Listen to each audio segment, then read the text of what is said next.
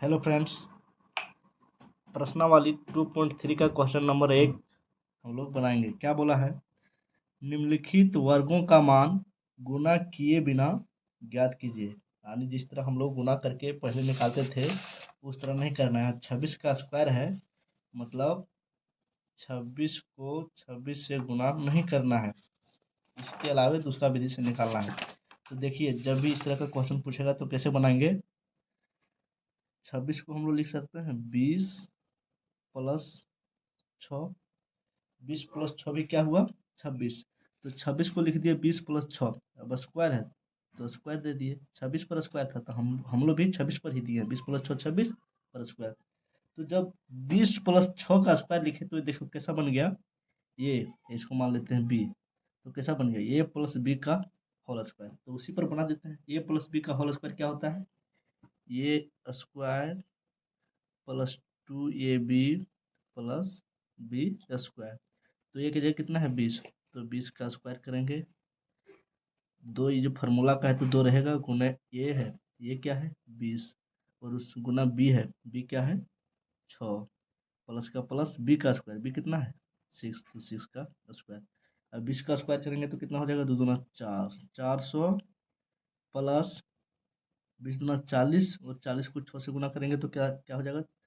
240 plus 6 छः 36। अब कितना हो गया? 400 और 200 600, 640 और 30 670 और 676।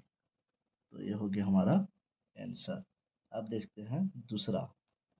दूसरा में क्या बोला है?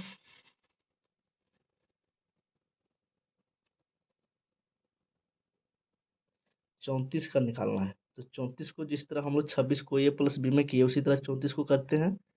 30 प्लस 4 स्क्वायर है तो स्क्वायर लिख देते हैं। तो ये बन गया ए प्लस बी का होल स्क्वायर। तो ए स्क्वायर क्या होता है? A square plus 2ab plus B square. तो ए की जगह पे कितना है? 30। दो ये फार्मूला का है तो 2 रहेगा। ये ए की जगह पे कितना है? 30। बी कितना है? 4। इसको ए और इसको बी मानेंगे तब। और बी का स्क्वायर, बी का स्क्वायर मतलब 4 का स्क्वायर। अब क्या क्या हो जाएगा? 30 का स्क्वायर करेंगे तो 900 प्लस 30 दूना 60 और 4 हो जाएगा 24।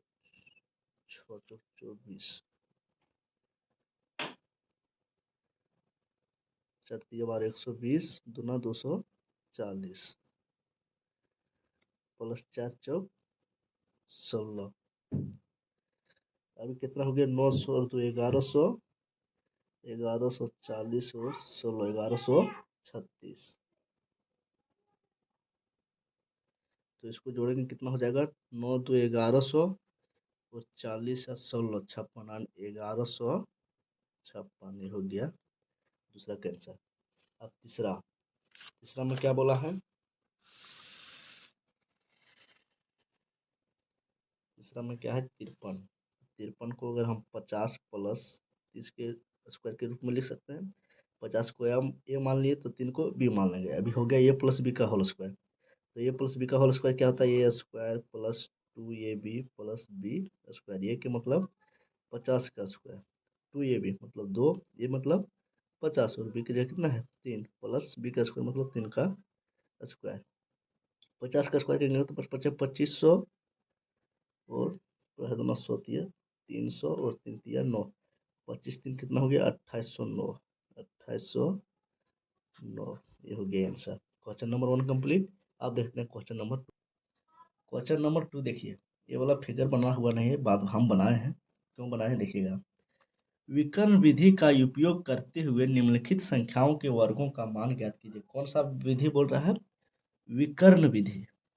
तो विकर्ण विधि के लिए हमको क्या करना पड़ेगा? वो कॉलम बनाना पड़ता है। क्यों? देखिए, विकर्ण विधि बोला है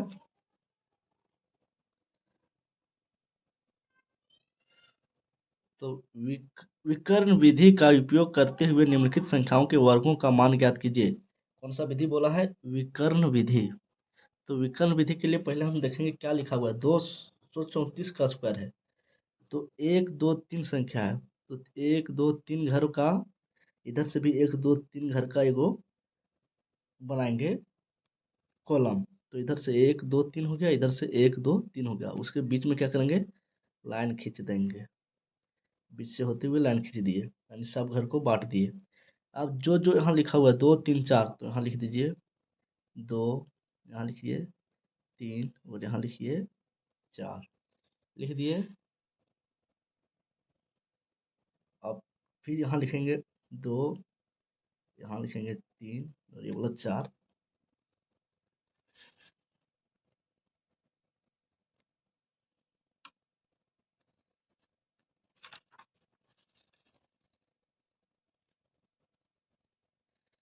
ये वाला 3 यहाँ लिख दिए, ये वाला 4 यहाँ लिख देंगे। अब देखिए क्या हुआ, 2 3 4 लिखा था, 2 3 4 लिख दिया, इधर से 2 3 4 लिख दिए। ये घर को बांट दिए। अब क्या करना है, इसको इससे गुना करना था, दो दूना कितना होगा 4, तो 4 केवल 4 एक अंक का हो रहा है, तो इसको दोनों घर में लिखना है, तो क्या लिखेंगे 0 4, दो दूना 4 हुआ, तो यहाँ भी हम 4 ही लिखेगा, 4 के पहले 0 मतलब 4 ही हुआ। फिर 2 को गुना करेंगे इससे, 2 तिया 6, तो 6 केवल एक ही अंक का हो रहा है, तो इसको 2 अंक बनाने के लिए पहले 0 लगा दिए, 0 6, 2 चौके 8, तो 0 8। अब ये 3 से गुना करेंगे, ये 2 को 3 दूना 6, तो 0 6, 3 को 3 से गुना करेंगे, 3 तिया 9, तो 0 9, 3 को 4 से गुना करेंगे, 3 चौके 12, तो 12 में देखिए 2 अंक आ रहा है, 1 और 2, तो यहाँ 0 नहीं बैठाएंगे, 1 और 2 ही लिख देंगे। अब 4 को गुना करेंगे 2 से, 4 दूना 8। वीडियो को अगर एक बार में समझ नहीं आता है तो 2 बार देख लीजिएगा, विकर्ण विधि समझ आ जाएगा। अब 4 को पढ़ेंगे 3 बार, 4 तिया 12, तो यहाँ 1 यहाँ 2, 4 को पढ़ेंगे 4 बार, 4 चौके 16, तो 1 6। अब देखिए इतना करने के बाद क्या करते हैं, देखिए इसको याद रखने के लिए इसको मोटा कीजिए, इसको जोड़ना है, फिर ये 2 घर को जोड़ना है, फिर ये तीसरा वाला घर को जोड़ना है, फिर इधर से इसको मोटा कीजिए, यानी लाइन का जोड़ना है, ये लाइन का, ये लाइन का, ये लाइन का, ये लाइन का और ये लाइन का, ये लाइन का, तो इधर जोड़ेंगे तो कितना हुआ 6, इधर जोड़ेंगे ये वाला, तो 2 1 3 और 2 5, तो इसको जोड़ते हैं, 8 1 9 और यहाँ कितना है 9, तो 8 1 9 और 9 18 और इधर 9 9 18 9 27, कितना हो गया 27, तो 27 का 27 नहीं लिखेंगे, 27 का 7 लिखेंगे, दो जो बच गया ये लाइनियाँ जोड़ेंगे तो यहाँ लिखेंगे। अब 6 6 12 और इसका 2 बच गया, 6 2 छः छः 12 का 2 और नहीं 6 6 12 और यहाँ जो दो बचा था, सो यहाँ कितना हुआ था 27, तो 7 ही लिखें, 2 बचा है, 6 6 12 और 2 14, तो 14 का क्या लिखेंगे 4, फिर यहाँ 14 नहीं लिखेंगे, एक बच गया, अब एक लेंगे इसमें 0 4 4, तो कितना हुआ 4, और एक ये वाला कितना हो गया 5, और ये 0 का 0, तो देखिए क्या हुआ 5 4 7 5 6, तो यहाँ से शुरू कीजिए लिखने, 5 4 7 5 6, यही हो गया आंसर। अगर थोड़ा बहुत दिक्कत भी हुआ होगा तो देखिए फिर इसी टाइप का एक दूसरा क्वेश्चन बना रहे हैं, इसको देखने के बाद पूरा कंफर्म हो जाइएगा। ध्यान दीजिएगा, दूसरा नंबर बनाने जा रहे हैं।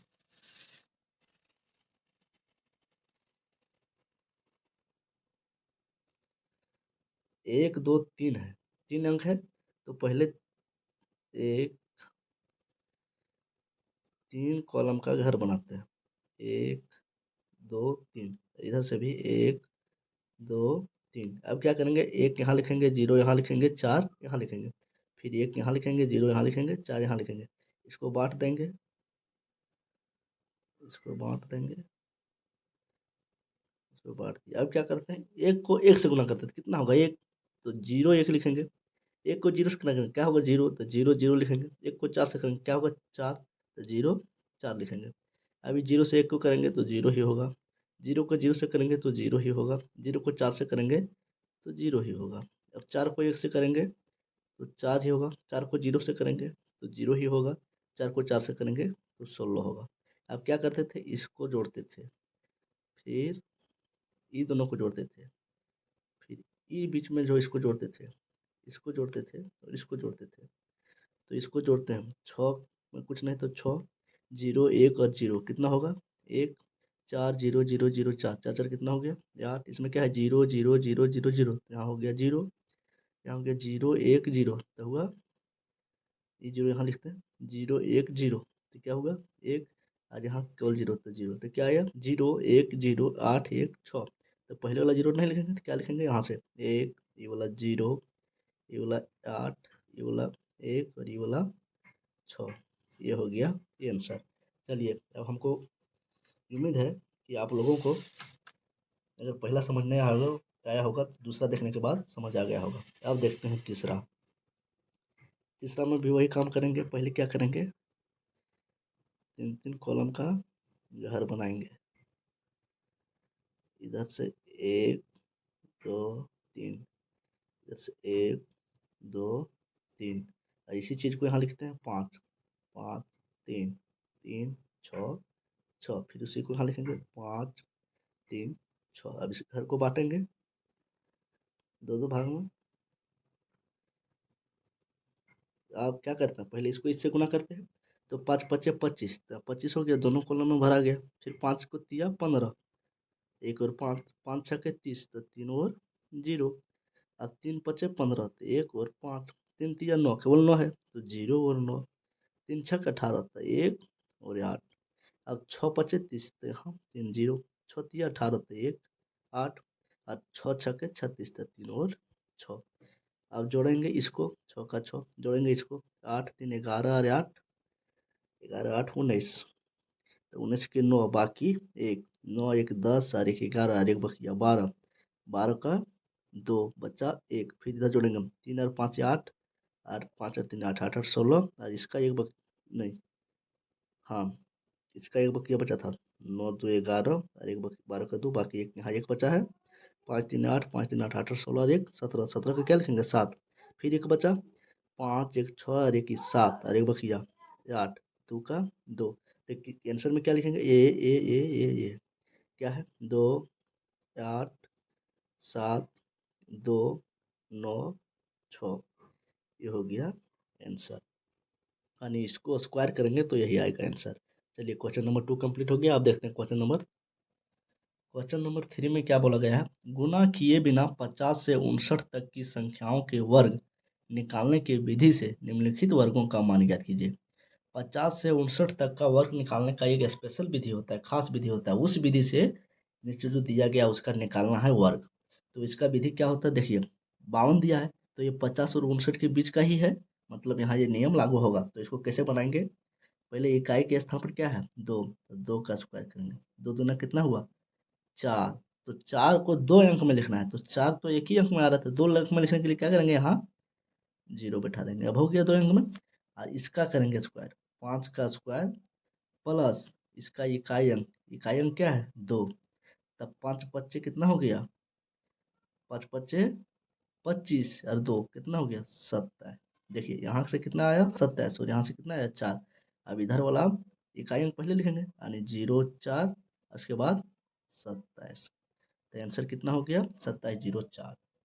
अब दूसरा में कितना का निकालने बोला है 56 का, तो 56 का कैसे निकालेंगे, पहले 6 का निकालेंगे, 6 छक्के 6 का स्क्वायर करेंगे तो कितना हो जाएगा 36, 2 अंक में हो गया तो 0 लगाने का जरूरत नहीं पड़ा। अब इसका क्या करेंगे 5 का स्क्वायर प्लस इकाई अंक, इसमें इकाई क्या है 56 में 6 इकाई है तो प्लस 6, यानी इसका स्क्वायर प्लस इकाई अंक, तो कितना हो जाएगा 5 पच्चे 25 और 6, 25 और 6 कितना हो जाएगा 31। अब इसको लिख दो पहले और इसको लिख दो बाद में, हो गया आंसर। यानी 56 का स्क्वायर करेंगे तो 31 56 आएगा।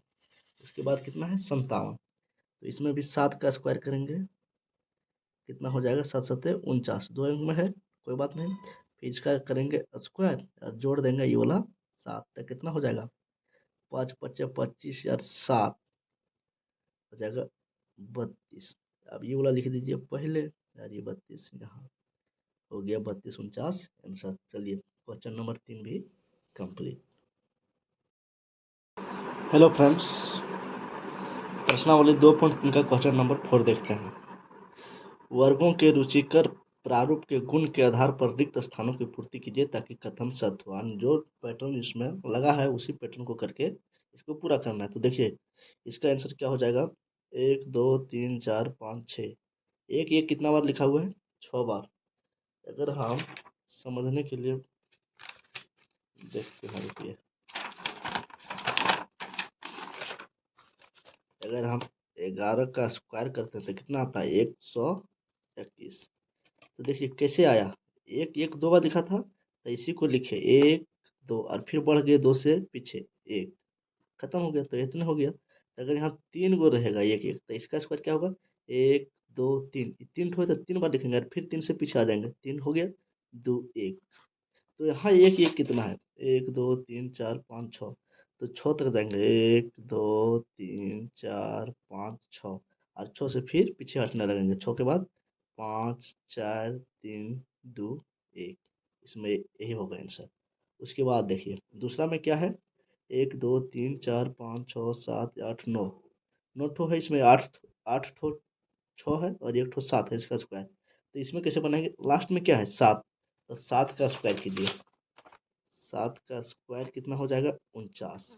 तो इसको उधर लास्ट लिखिए, इधर बायां साइड लिखिए, दायां साइड लास्ट में होगा, ये बायां साइड लास्ट में होगा। तो इधर लिख दिए 4 और इधर लिख दिए 9।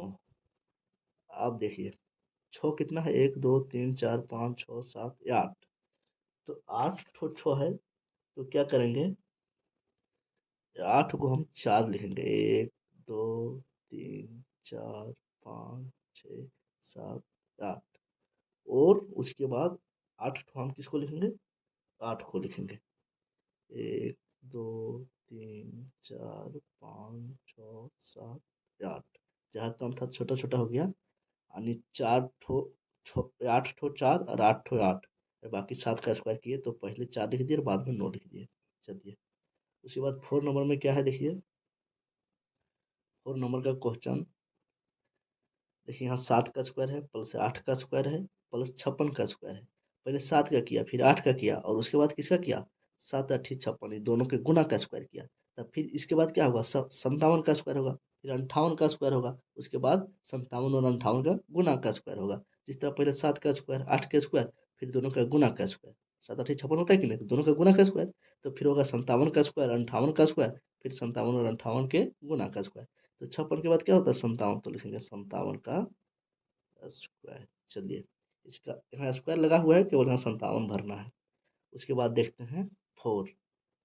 4 देखिए यहीं जगह नहीं था तो ऊपर लिख दिए हैं। देखिए 4 में क्वेश्चन क्या है 1 2 3 4 5 6, उसके बाद घटने लगा 5 4 3 2 1। नीचे देखिए क्या लिखा है 1 2 3, 1 2 3, उसके बाद क्या क्या छोड़ दिया 4 5 6 5 4, तो यही लिख देंगे। कितना कितना छोड़ा है 4 प्लस 5, क्या छोड़ा 4 5 प्लस 6 प्लस 5 फिर 4, फिर 3 2 1 तो लिख दिया। चलिए और यहाँ ऊपर में क्या हो जाएगा 6 6 छो हो जाएगा 3 4 5 6। चलिए क्वेश्चन नंबर 4 कंप्लीट। अब देखते हैं क्वेश्चन नंबर 5। क्वेश्चन नंबर 5 में क्या बोला है, एक पाइथागोरस त्रिक ज्ञात कीजिए जिसमें छोटी संख्या 10 है। यानी पाइथागोरस कहाँ लगता है समकोण त्रिभुज में लगता है। और समकोण त्रिभुज किसको कहते हैं जिसका एक कोण 90 डिग्री का होता है। यानी ये क्या है जो हम छापे हैं ये क्या है समकोण त्रिभुज है, और यहाँ पाइथागोरस प्रमेय लगेगा, पाइथागोरस ट्रिक लग सकता है।